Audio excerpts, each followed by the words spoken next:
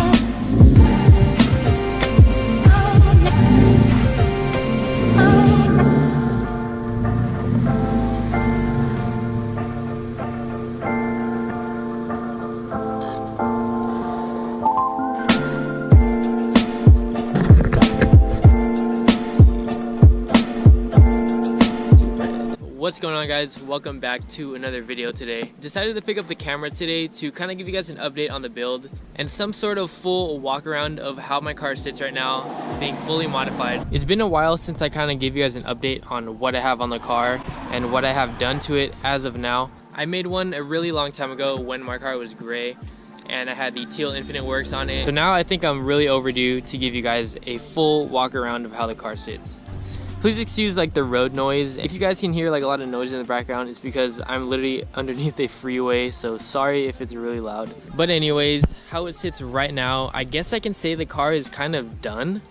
I've pretty much done everything that I've wanted to do to this car as of now.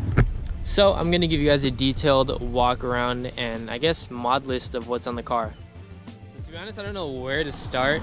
I'm just gonna go ahead and start with the suspension. So on the car right now, I have BC Extreme Low coilovers. When I made my last mod list, I had just regular BC BR type coilovers, but I then sold those and then switched over to BC Extreme Lows. It's pretty self-explanatory what the difference is. Basically, the Extreme Lows go way lower than the BRs. So when I decided to stance out my car, I decided to pick up a set of BC Extreme Lows. They've been pretty good to me. I've had nothing wrong that has happened with the coilovers. Also, with my last set of the BRs, I had nothing wrong with them, so super high quality coilovers, which I highly recommend. You can barely see it, but running PBM lower control arms for the rears, and also Megan toe arms. So I have these parts to have full... It is so loud. So I have these parts to have full adjustability with the rear. In my case, I have -8 camber in the rear. So with these parts, it's super easy to achieve those types of numbers. And of course, if you want to camber your car, you're going to need toe arms. So a lot of people forget about that, but when you want camber, get toe arms. So now for like the 7th set of wheels that I've had. These are work Emitz 3-piece wheels, full polished. The specs are 18x10 in the front and then 18x11 in the rears. To be honest, I don't know what the offsets are because I switched the faces with my friend, so I don't know if these are like high disc, low disc, etc. But yeah, I just don't know the offset, but I just made it work with my car. So yeah, 18x10, 18x11. I am running a decent amount of stretch on my wheels. So these are 215/40 18s on my 18x10. And for the rears, these are 255/35 18 on 18x11. So it's not like a crazy stretch, it's just a good amount of stretch for my situation and to make this setup work. I don't want to really stretch it anymore because I daily drive this thing a lot, so I don't want to have like debeating issues or anything like that. So yeah, these tires have been really good to me. I've always ran Federal SS 595s. They stretch really easily and they look pretty dope. So to achieve the front camber, I'm running out of system front camber plates with a set of camber bolts. That alone, that helps me achieve -7, I believe, in the front.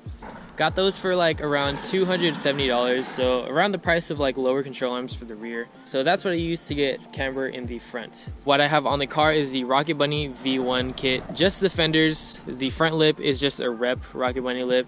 I've said this many times before in my videos. I don't buy real lips because there's really no point. They get really beat up and they break really easily. So there's no point in spending $400, $500 on a brand new lip. So this lip has actually been the longest lasting lip that I've had on my car. This thing hasn't broke off yet. I've had it on my car for so long. The only downside is it cracked right here. I was going pretty fast over this like dip, so it like really cracked it. So not until recently I actually molded my fenders onto my car. I made a full step-by-step tutorial on how to mold your fenders onto your car. So if you guys haven't seen that, go check that out. Basically shows how I molded my Rocket Bunny V1 fenders onto my FRS, and honestly I love it. It came out really, really good. In the video I have all the materials that you need to accomplish this type of mold. If you guys are interested in molding your fenders, go check it out. This is not a wrap. I get a lot of questions asking if I wrapped my car. It's a single stage paint job, this maroon burgundy-ish color. So the color sits really dark and it looks a lot like burgundy, but during the day it actually comes off more as red. So that's pretty cool about the color. I've been wanting to do a maroon burgundy color for such a long time. So after I molded my fenders, it was a perfect opportunity to paint it this color.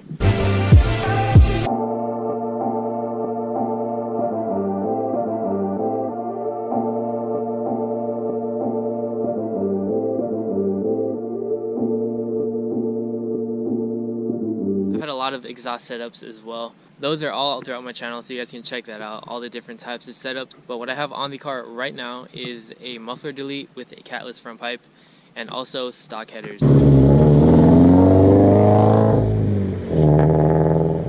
I used to have aftermarket headers on the car, but I've just gotten too much trouble with the cops with those, so I just went ahead and put my stock headers back on the car. Like I said, it's just a custom muffler delete that I got done at a local shop. And then I also just cut off the rear diffuser. It's just a little addition that I wanted to try out. The only thing that sucks, I don't have a reverse light, but I think the cut diffuser looks really cool. Also, something else that you can't see from outside of the car is I also have PBM diff risers and PBM subframe risers. What this does is it raises the whole subframe and the diff, so it takes off a lot of stress off of your axles. As you guys may know, the axles for this car suck, so when you lower the car, it bends a lot, which leads to breaking your axles. So a lot of people have that issue. If you guys are interested in buying those diff risers and subframe risers for your axles, hit up PBM for that. I believe it costs $200 for both sets, so it's a pretty good price, and it's well worth it. 5% tint all around on the back, and then also on the passenger side. It's really, really dark, so you will get in trouble with cops with this, so just be careful. Valenti taillights for the rears. These are the non-sequential taillights. I chose the smoke edition because I feel like it fits well with the car, with the black Toyota emblems that I have on the car. So this is actually my most recent mod that I've done to the car. And basically what it is I blacked out the headlight housings. So I basically opened up my headlights, took off the lens, and then spray painted the housings black. I actually wanted to do this mod a long time ago, but I just was too scared to open up my headlights to actually do this. Also, while the lights were pulled apart, I went ahead and installed some Demon Eyes by Lit Lights, as you guys can see. Hit up Lit Lights on Instagram. They have Demon Eyes, halos, fully custom headlights. So whatever you guys want, hit up Lit Lights on Instagram and tell them I sent you. I actually reached out to them on Instagram, and they're super nice people, great customer service, and I highly recommend them. So basically these are RGB color changing Demon Eyes. I can actually pull up an app, change it basically to any color that I want. So there's like blue, red, yellow. Also, there is a list of like functions, they call it. Just a whole bunch of modes. So for example, red, blue, fade. Changes the red and blue, fades out. Let me get a little closer. So green, strobe flash. Blue, strobe flash. White. And then you can also change the speed, so this is like slower if you want it higher. And also, we can actually make custom ones. So I have like a police one. It just flashes between red, blue, and white. It's kind of hard to see because it's not fully dark out. But yeah, these are the Demon Eyes. Usually when I'm like parked at a show, I usually put like the strobes on, or I kind of just leave it at red. Usually when I'm like driving before night, I always put these red lights on because I just think they look so aggressive with like the color of the car. Yeah, the red Demon Eye is probably my favorite by far. But yeah, honestly, I think that's like pretty much it. I'm trying to think of like what else that I may have missed out on, but I think I covered all of it. I felt like this video was long overdue and I haven't showed what I have on the car in such a long time.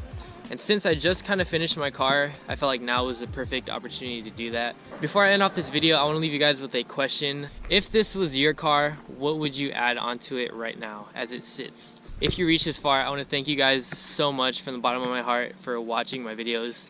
Thank you guys so much for the support. I recently just hit 2,000 subscribers, so I'm super blessed and thankful to reach that milestone. We're only going up from here, so stay tuned for more videos on the channel. And as always, I will see you guys next video. Peace out.